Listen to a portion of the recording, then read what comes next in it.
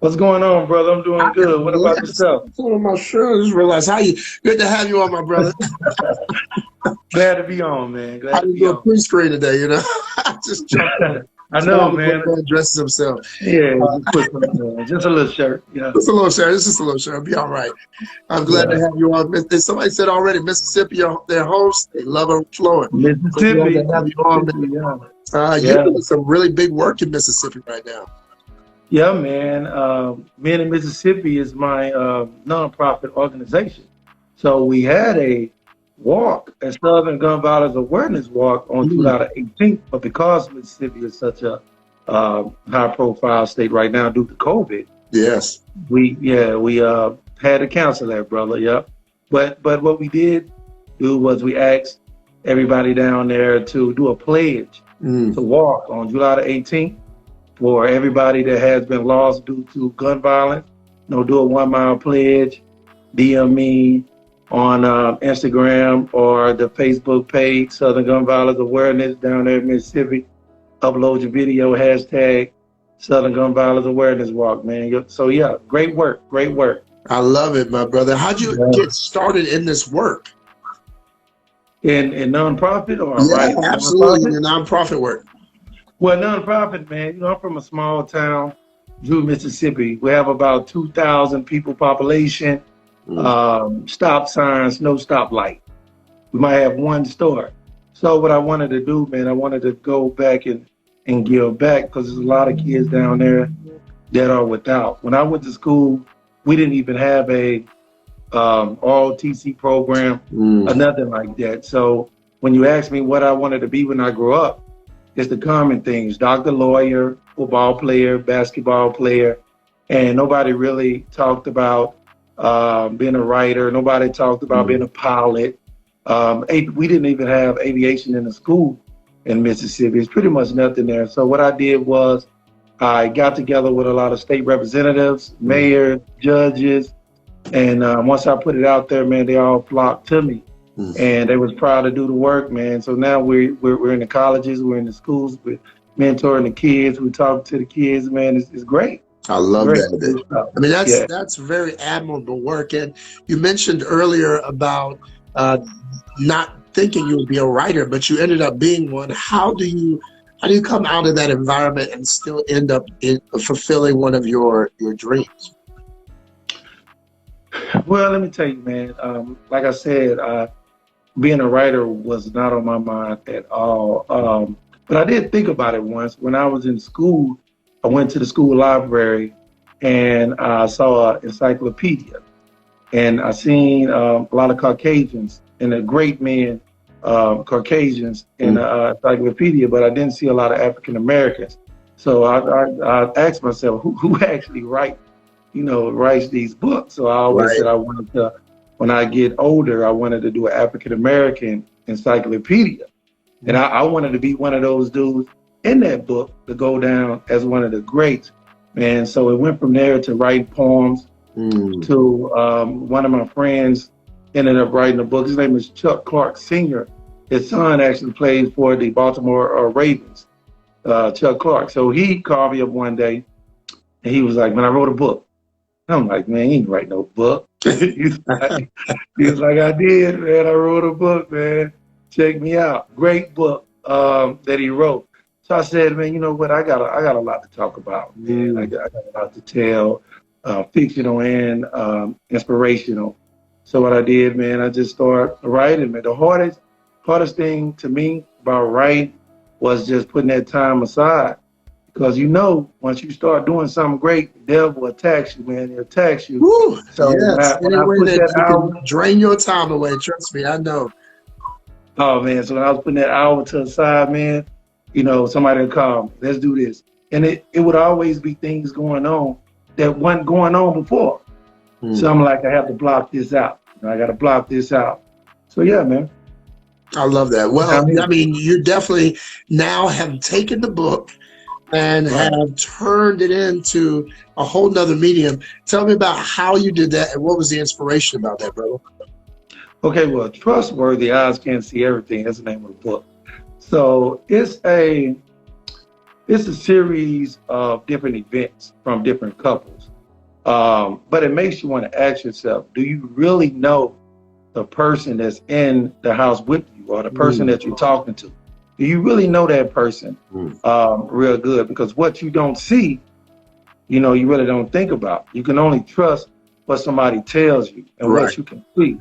So Right. it makes you really want to question yourself. So a lot of my friends and family had some crazy things going on in their relationships. So what I did was I took a lot of that and Okay. put it into a book. Now You the changed the characters names. I'm change. sure you changed the names. Oh, the characters change. Characters change. But when you read it and when you see some of this stuff, you be like, this can't be real. This really didn't happen. But yeah, it really did. And I wrote it down, man. Yeah. So we're in the process of turning it into a film right now, because when you read it, you can visually see everything that's going on, man. I love it. So that's the way you wrote it. And that, so give us the craziest story that you feel like is in the Oh whole man, bunch. oh, man. There's a couple of what story can I? Okay, I'll give you one. So there's a story where um, Jamal and Karen. Jamal is Jamal and Karen is married. I'm trying to formulate because I don't want to give you everything, but Jamal and Karen is married. So Karen really don't trust Jamal right now, and Jamal is really a good dude. He used to be a player back in the day, Mm, but now he's changed. He's married. He's doing everything right, but she's still carrying those insecurities mm, that they had before. So one of the incident, man, he ended up putting his clothes in the cleaners, right? So he told her to go pick up her clothes or whatever. So she went to pick the clothes up out of the cleaners or whatever. He's at home chilling. So she went and picked the clothes up out of the cleaners. But the lady when he dropped his clothes off, the clerk at the cleaners thought that he was a handsome guy, right? So she slipped a number in the oh, pants. Yeah, man. Yeah, slipped the number in the pants. So she came and she picked the ooh, clothes up. So what did she do? Go through his pants, of man. course. So she finds a number and she says to herself, I knew he was cheating. I knew he was cheating all along, right? So they hadn't been having any physical connection, none of that, Mm, because of what the trust that she was going through with him. So she gets home, right? She put on lingerie. I'm I'm I'm, I'm, I'm gonna keep this PG, man. go ahead, brother. It's the heart. So You she can, you put can talk. You she can put talk. You on can she talk. put on lingerie. He's sleeping now. They haven't touched in a minute. It's like some relationships. It's good in the beginning. When you get married, you might get it every now and then. So they haven't touched in a minute, right? So she put on his lingerie and everything, and gets in the bed with him, and it's great. He's like, "What happened to you?" It's great. So he looks down and he looks at his phone, and he see that he called somebody. He's like, hold on, I ain't call nobody.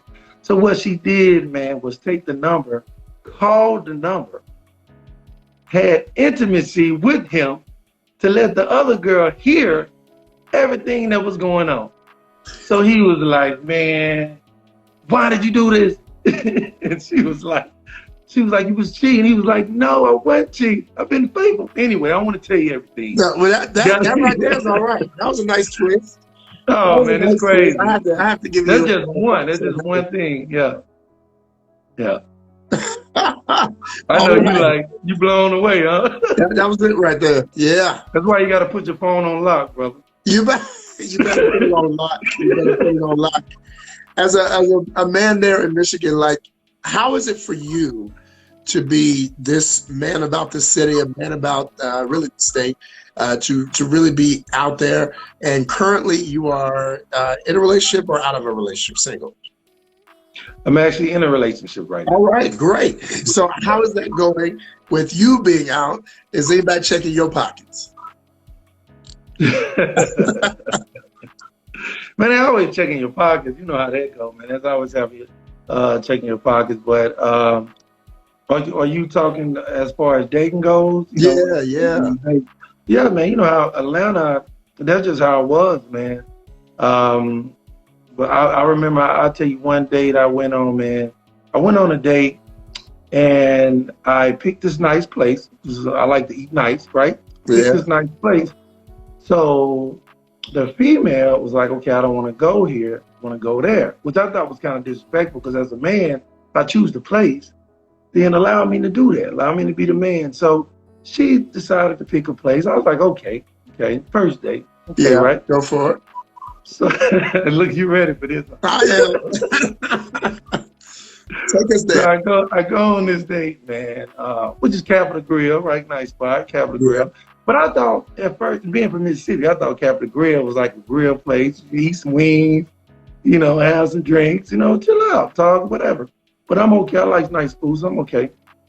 So I get there. It was the first date though. So I get there and I have a gin and tonic.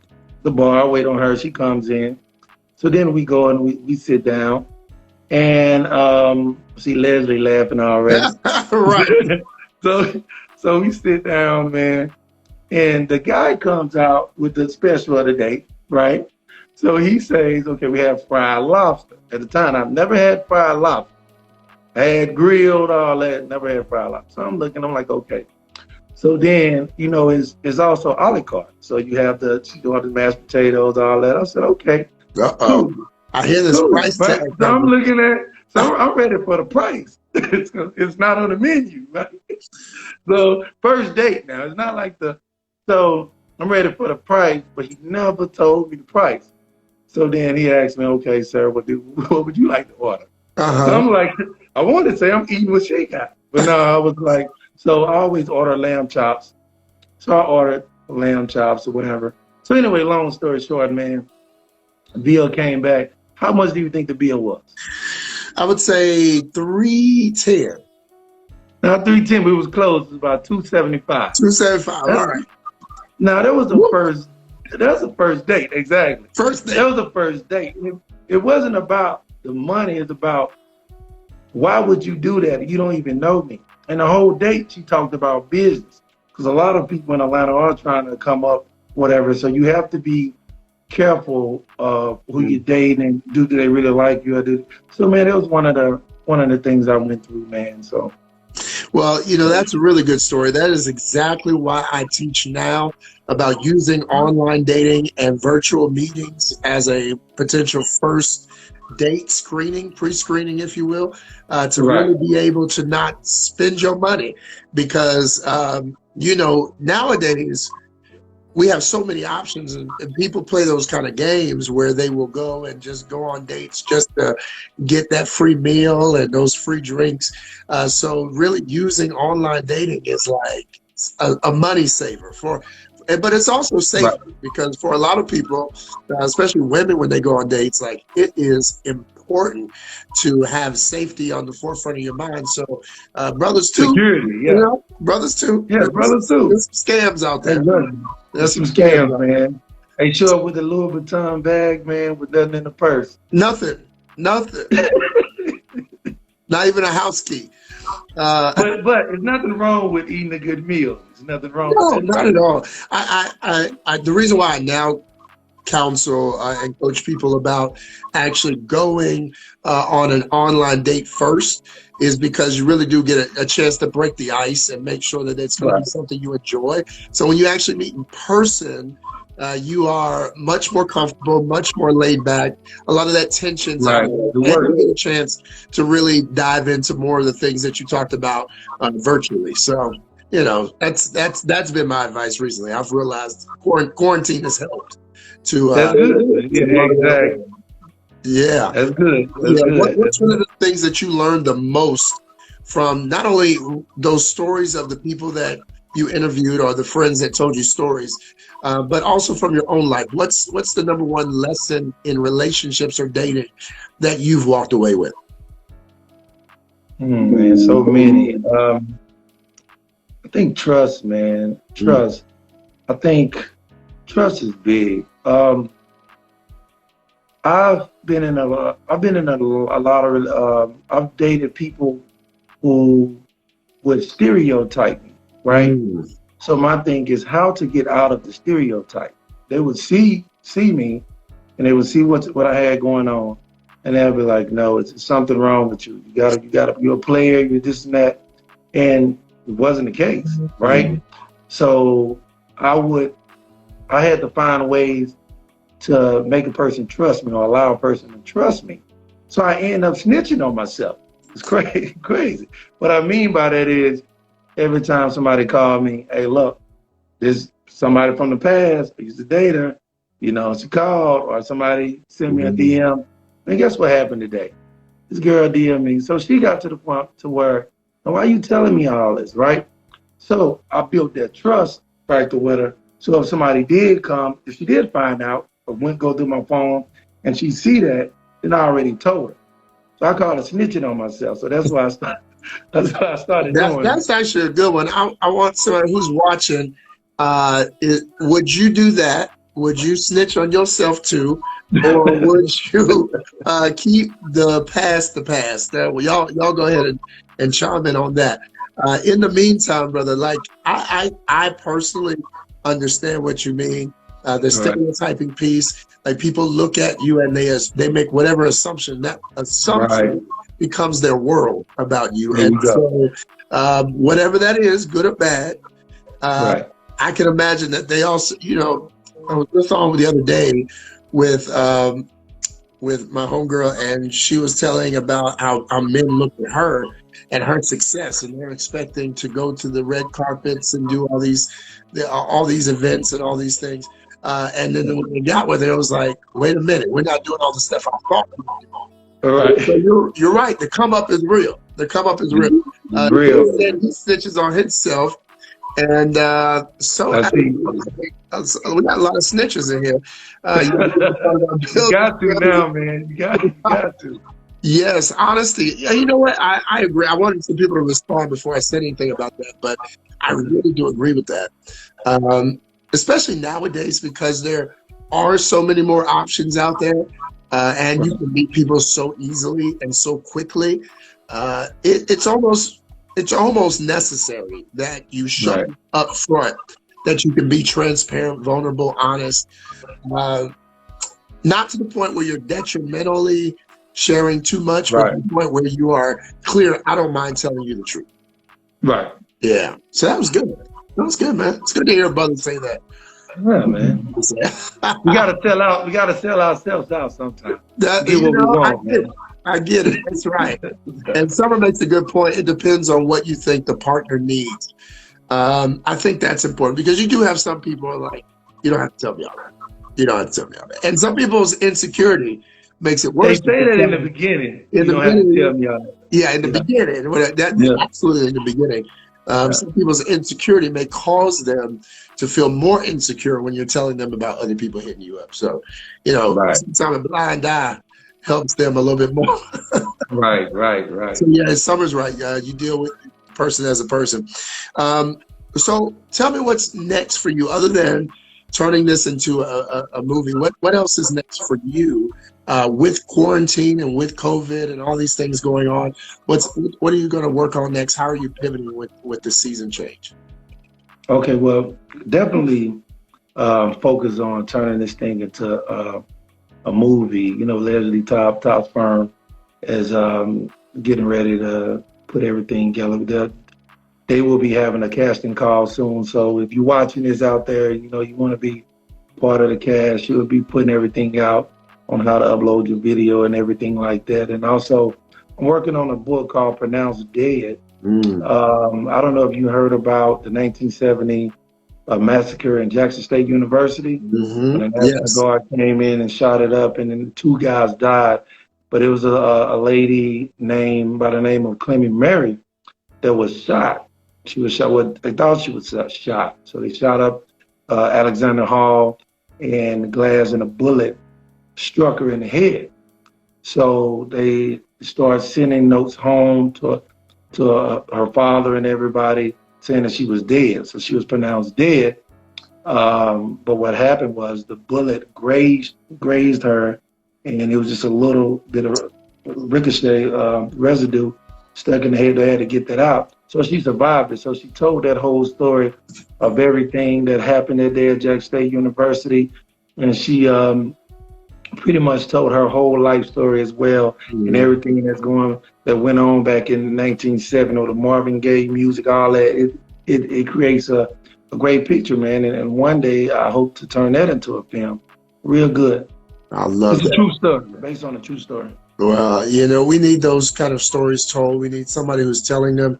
So we appreciate the work that you're doing and how you're Thank you. making that happen. Absolutely, brother. What is something that you encourage the young guys, especially with all the things that are happening with this Black Lives Matter movement, and not just happening in the Black community, but happening across the globe? What are you telling young men now? Like, what conversations do you feel like you're having more than you may have had before? Just stop trying to be like everybody else, man. Stop shutting down, because we have so much out there. We got the music, we got the rappers, the movie stars, and everybody, even your friends. You Mm, might be up for a promotion or something like that, you and your friend, but your friend may get it, and now you feel bad, and you want to give up, and you want to try harder to be like that person. Stay in your mm, lane.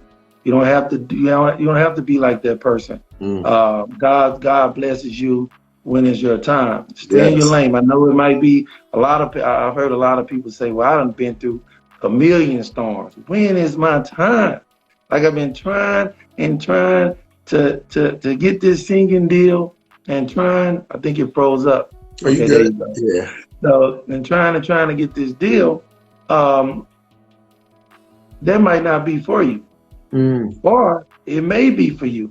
It's all about how long you want to stick it out. I'm not going to sit here like everybody else and say, you've been trying to get this singing deal forever, and now you're 45, 50, and you're going to get that. I'm not going to tell you that, because I'm realistic. We want to tell everybody, keep trying, you'll get that. But you may not, because they might not think you can sing as good. It's not just about singing, it's about, do you sound good over a track, over radio? Can I market you? That's what it's that's about. good. So maybe you want to try something else, but we got to tell them those tough things. I hate to say that, but you maybe want to tell, those tough things. But don't give up. Stop trying to be like everybody else. Stop looking at everybody else's blessing. Your blessing will Mm. come. That's a solid word, brother. I can see that. You know what I see when I look at other black men, especially black men like yourself. You get this. There are two kinds of us. The ones that Right. are when I talk about us, I mean like successful, kind of driven, motivated brothers.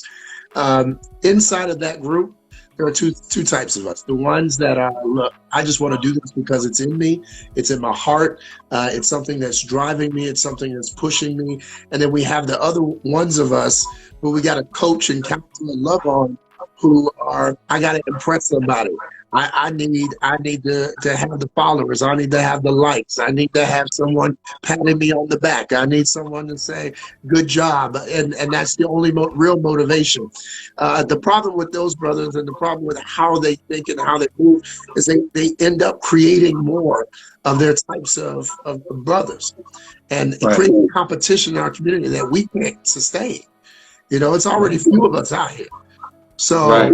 when you get like you and me, and we are, and it's like 10 of us on the scene, and half of us have issues with ego, then it really creates a negative dynamic. Like I was looking at some of my other brothers who have like started shows and things like that. And I'm thinking, maybe we should all do something together. And I reached out. I remember reaching out to one brother, and he was like, "No, man, I got my own platform."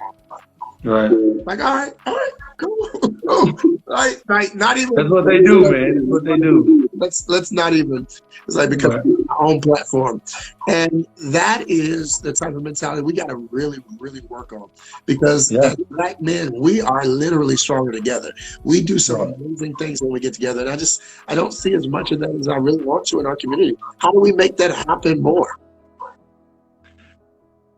Man, that is a big problem that we have, and I've seen it, man. I've when I was coming up, I was, telling people, look, you have a platform, I have a platform, you have followers, I have followers. You sharing your page, I share my page.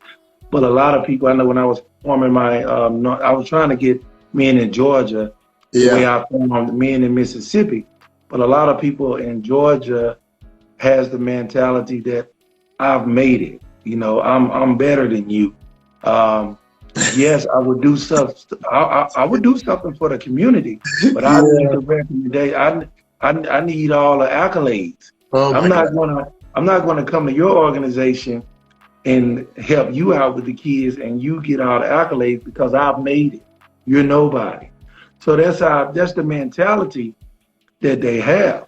But Mm, as soon as you shoot past what they think you shot past, because in your mind, I'm right where I'm supposed to be. But as yes. soon as you shoot past, now they want to work with you. Now you want to do all that. So I don't know, man. That's something that we really need to change in Yeah, our community. we may need like a little town hall on that one because we are entering a space right now where it's like you remember that story in the Bible where the man was trying to get to the pool of Bethesda because the angel would come and stir up the water. He was like, if I can just get in the water when the angel comes and stirs it up, then I'll be able to be healed. But he said somebody always gets in the water There before me. you go. And I was always thinking, well, what if two people grabbed hold of each other and jumped in at the Put same 'em. time? It doesn't say that somebody got to jump in one at a time. It just says that the angel comes and stirs it, and there's a certain time. I mean, you got to get in at a certain time. Why does just one person have to jump in at a time? So my Yeah, thought is we really are in a stirring time. We are in a very unusual time where the Black yeah, brand is in demand and that our right, voice is actually being heard and we are being right. appreciated and we are being understood on different levels never before. And to be divided right now seems like Crazy time. a waste of the moment. It's a crazy time, man. It's a crazy time. Mm, mm, mm, Yeah. mm. Well, I'm just glad that I got another brother in Mississippi out there doing his, Michigan doing his thing right now. Well, no, you're, Mississippi, you said it right, yeah, Mississippi. Mississippi doing his thing. And I'm just glad that you're there because you're right up the road and I can make sure we come support the work you're doing up Well, there. I'm in Atlanta now. Oh, I you moved go, down to Atlanta. yeah, yeah. I live in Atlanta, so I go back Oh, you do. home. You are hustling, brother. I love that. Yeah, yeah, man. I I love don't that. have to do it. They don't pay me to do this. I go back home on weekends, weekdays, and yeah, and mentor the kids. That's what I do. I do there. I do my work here. I'm all over the place, man. I'm just trying to make the world a better place, man. Well, since you're in Atlanta, that's even easier. We can definitely get Yeah, together. I'm really excited about that because I feel like it is a necessary conversation. It's a necessary situation, and for all the Black women who are watching too, like we need your support in this time. I see a lot of women's movements, a lot of women's organizations. right. I actually have interviewed quite a few women who have groups of women that get together and meet, and I can't say I really have been able to do the same to meet amazing men who have groups of amazing men without some level of ego and Right. separation and division involved. So we really got to be as Black men like humbler Right. and stop trying to one up one another. You put Exactly. out a post, I put out a post, then you got to post up on my post, and Exactly. yeah, That's how it works. all of that, right? We got to cut that out because we aren't fighting ourselves. We are, man. Like I was saying, man, I'm trying to start the Men in Georgia here. So if you want to be a part of it, I do have a lot of amazing men who you probably know already that's willing to be a part of it, man, and make a change here in Georgia. I'm trying to get it all. I'm trying to get a men in North Carolina, a men in Alabama. That's what I'm trying to do, man. But Good. one state at a time, man. One state at a time. Well, I'm here for it, brother. I will definitely support. Please tell everyone where they can find you right now, and how you're going to be coming out with that video, where they can upload their videos for your new upcoming movie. Okay, well, you can find me on IG right here at I am Ken1 Meeks. It's KenWan Meeks, Meeks. Facebook, Ken1 Meeks. As far as the film goes, the PRs will be, Top Firm will be putting that out soon on how you can upload everything. It'll probably be on your IG page and hashtag, or I would send my email out to you. And if you just want to shoot me an email and ask me some questions or anything, it's Meeks, Meeks, tre@yahoo.com. Just, or you can DM me. I love it. Thank you, brother. I appreciate you being you and being that light, man, in our community. We definitely need more of this. We need more of this positivity. We need more brothers with a mind like yours. So glad to meet you, and look forward to talking here in Atlanta when everything calms down a little bit more. Right, right. But in the meantime, we can stay connected. All right. All right, man. Nice to meet you, man. You too, Great brother. platform. Thank you, All bro. I right, appreciate you. all right, bro. Take care.